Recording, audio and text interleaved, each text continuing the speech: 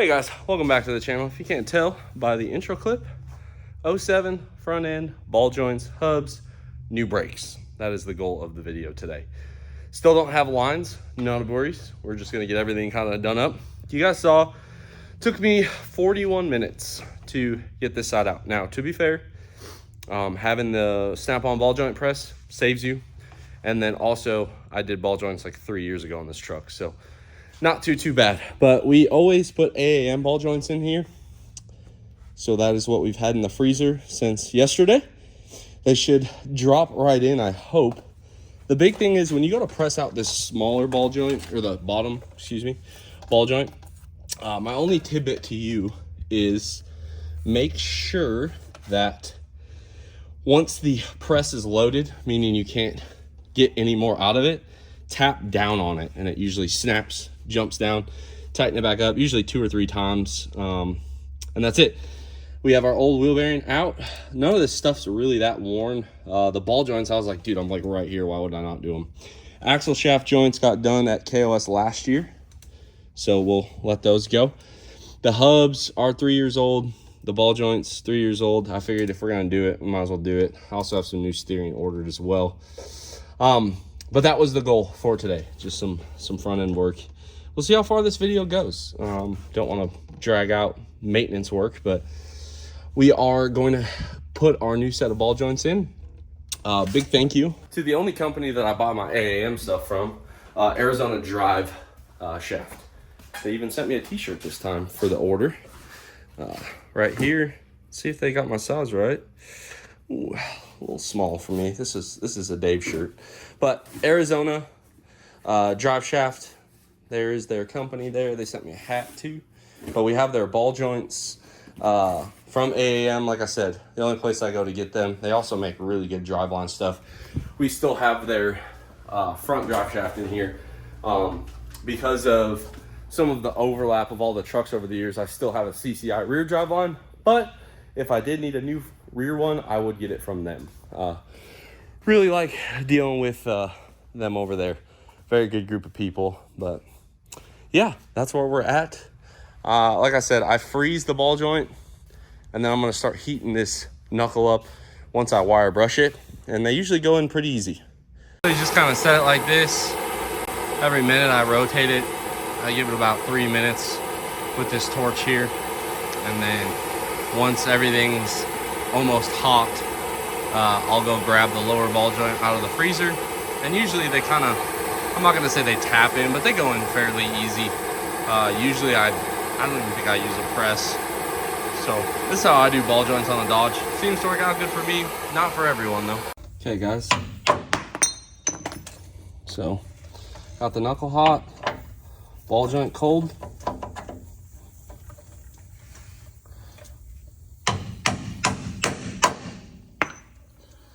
That's it.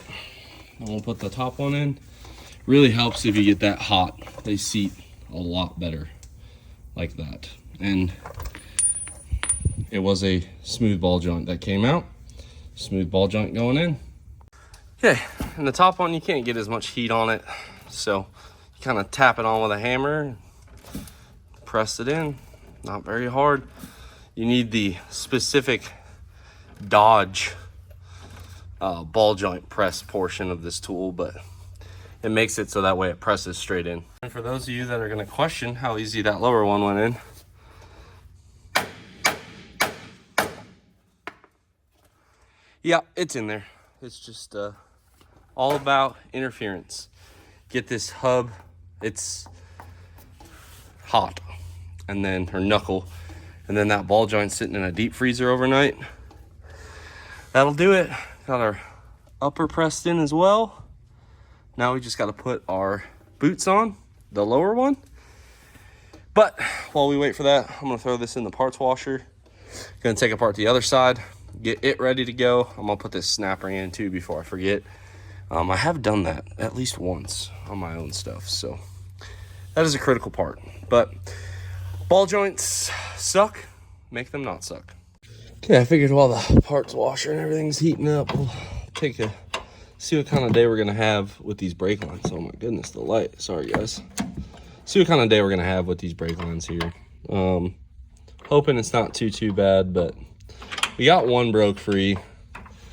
I'm assuming these are 20, I guess 17 years old. So trying to be careful, exercise a little caution. Basically, we're getting rid of all the ABS stuff. So it is a 12 mil. Not too bad. See that, Gordon? Not a rusty pile. Making me feel self-conscious all the time about this truck. Oof, that one's rough. Oh well, we'll figure that one out here in a minute. Okay, so we got all three disconnected there. Now we gotta come up here, disconnect our lines from our brake reservoir, ABS module over here, and then pull our ABS module out. Okay, about 10 minutes of cutting zip ties and everything. We have that off. Now, to get the ABS module out, we have to disconnect this plug, and then there's a couple bolts that go through the battery tray that hold it on the side, and that's about it. I think I'll just leave it there for right now. Really, I just wanted to get this out, get oh geez, Keaton's kit installed, excuse me. And it's kind of right here. So this mounts to our brake reservoir. This then bolts to this. He sends two hard lines. I hope I can find the other one somewhere. Maybe it's still in the box here. Yeah, there it is. He sends two hard lines to go from your factory master cylinder to your new proportioning valve. And we're just mixing up. We got TBM pads, rotors, calipers, Willwood, proportioning valve, and then we have a bunch of these fittings here that we have to deal with. And then here's your three brake lines. And the cool part about this is these are actually street legal. On these, they're all the same kit here, and then we'll put this together. Now, I'm sure you guys could piece this kit together yourself, without a doubt. I didn't want to have to screw with it, so I was more than happy to pay Keaton very reasonable price on this stuff, guys, like super reasonable. So that is how we ended up deciding to do it with Keaton's kit, and we'll see how it fits. Okay, to install this kit, you're going to take your two nuts off the top one here. You're going to spend a lot of time trying to take that bolt out. This one right here, it actually doesn't move. So you unthread the nut, little wobble 14 down here, wobble 14, take this nut out. And then I went ahead and assembled our bracket. So we have our fittings here that go -3. Over here is the hard lines. And then this bolts on to this laser cut bracket that fits the bolt pattern of the master cylinder. So I'm gonna go ahead and slip this in, put the master cylinder back on, and then we can put our hard lines from here to the master that Keaton already has pre-bent. And then you just take these three lines here, and again, they're all the same size, 1, 2, 3.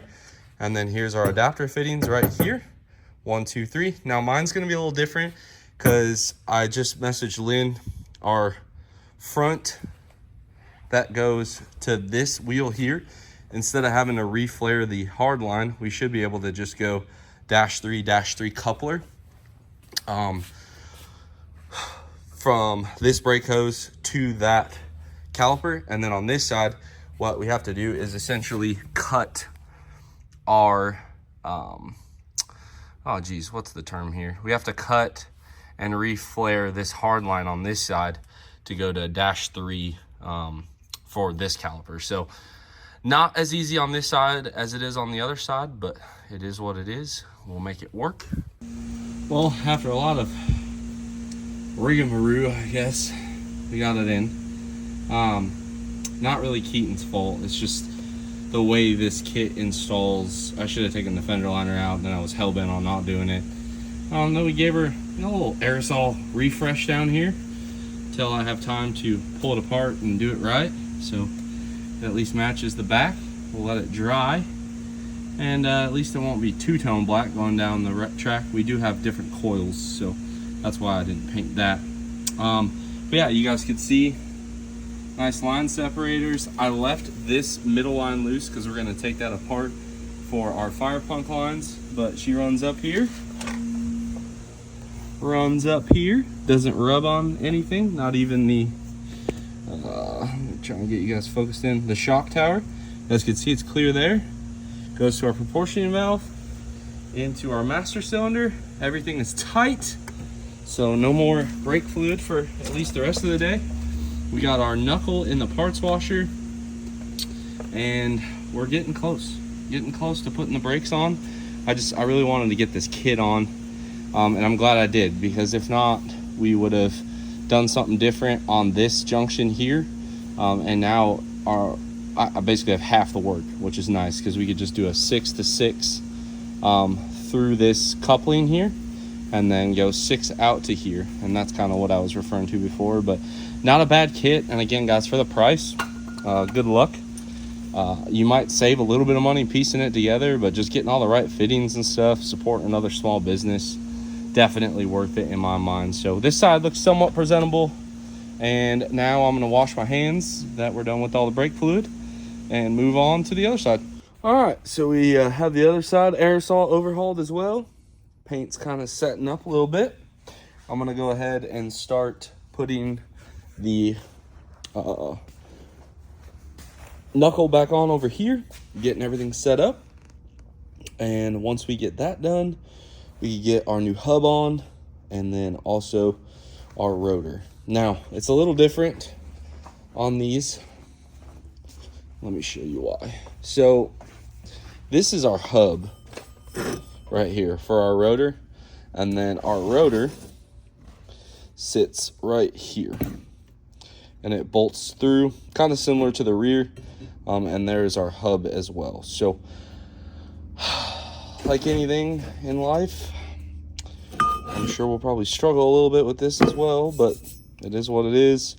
I really wish I knew the orientation of this rotor, but for right now, I guess we'll just have to take a stab in the dark, unless it's very apparent, which now that I think about it, it might be.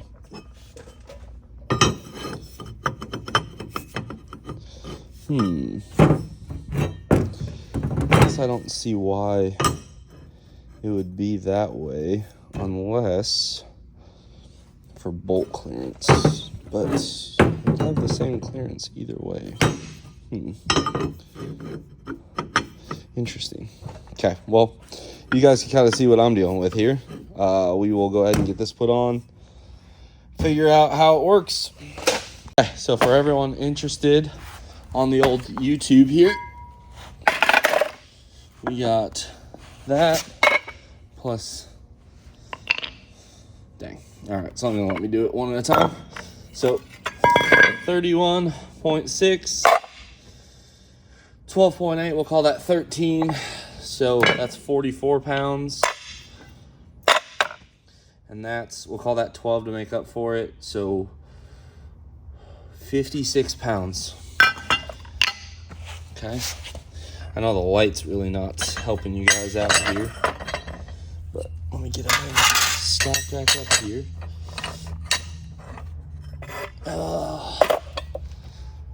14 and a half-ish pounds.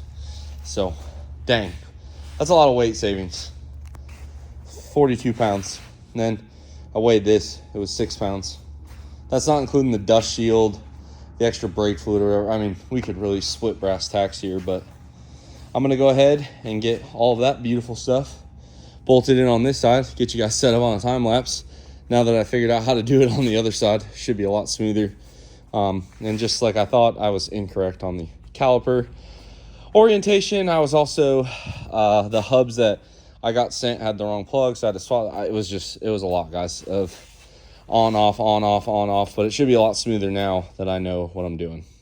And that's just the way it is. Like, love me, hate me, don't care. There's no instructions on this. Everything, I will say this, as soon as I hit the Firepunk parts, smooth sailing. The rotors, tight fit, hubs, tight fit good. Maybe a sticker on which way it bolts to the hub, because I had it backwards. It actually is like the flange out, but either way, brackets are super simple to comprehend which way they go. And then it shimmed with 20 thou on the top and bottom bolt. I got it on the second try, or actually third, because the first time I bolted it on, saw what I had. Then I went to a 25 shim.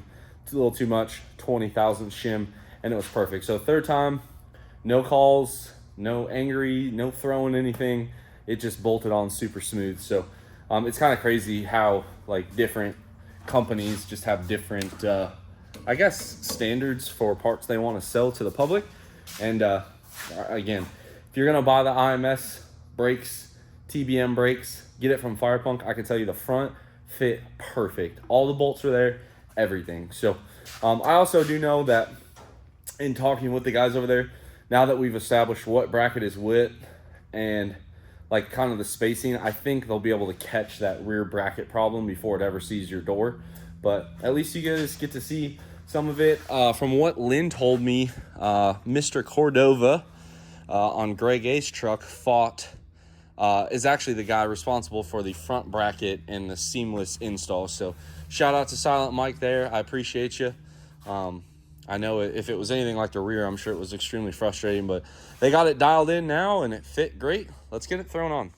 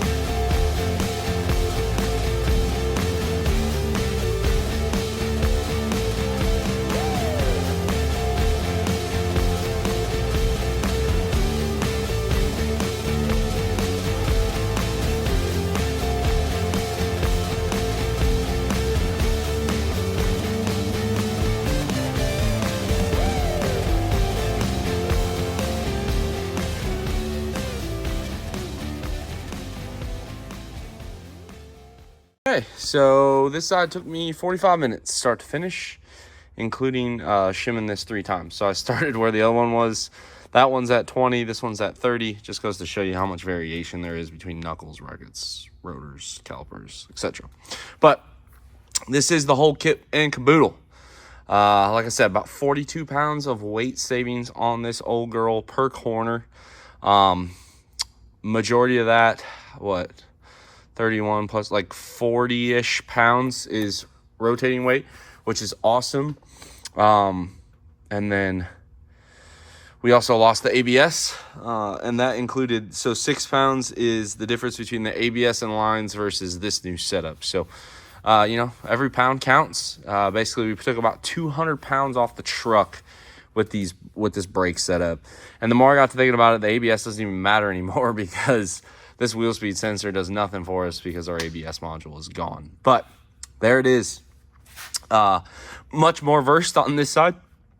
And this is the spacing here that you're fighting with. So you're shimming in between this, oh my goodness, shaking in between, shimming between this bracket and the caliper itself. They send you all of the shims and whatever. You just figure out which ones you need. And we got it all taken care of. Everything is now shimmed. All of our pads, rotors, hubs, everything is installed. Fresh ball joints. Again, we didn't do any axle shaft joints because they were new. The only other thing in the front end, we have coils, steering, and that's about it. That is not going to impede us from testing, though. Maybe the coils will. I'm not sure. I'm not sure on this bump stop. We might have to go back to the drawing board somewhat because our sled pull setup is so good. I don't know if I want to mess too much with the geometry, but that is it. I'm sure it's going to look killer with the wheels on. I'm going to get this all this mess cleaned up. In closing, guys, action-packed day. Probably about 8 hours total. Front, ball joints, the new hubs and everything. Nothing really fought me coming apart. You guys saw kind of how I did the ball joint press. You get it loaded, smack it, it pops free, and then the heat and freezing the ball joints, heating the knuckle is the way to do dodges. If we get a customer that wants ball joints, I always tell them, come get it the next day. Meanwhile, I'll order the ball joints, put them in the freezer the night before, and then do that whole process. So, you know, again, this isn't super relative to a lot of you guys, and that's not me talking down on you. Just most of you guys don't want to go this fast, and I'm dumb enough to do it. So this is kind of the small stuff. I told you this year, the upgrades on the 07 were serious. We spent a lot of time, money, energy on the suspension, the weight of the truck, and there's still a lot more weight to deal with. We're just really hammering down this stuff. I wanted to kind of put the motor together, but with the way brake lines take and stuff like that, we'll probably start on the motor once I get the brakes fully bled, dealt with. Probably put the factory bed on for right now. I still got to wash the harness and stuff, but we'll get there little by little. Hopefully you guys will like this one. Drop your comment down below. Subscribe if you're not already. And as always, I'll catch y'all on the next one.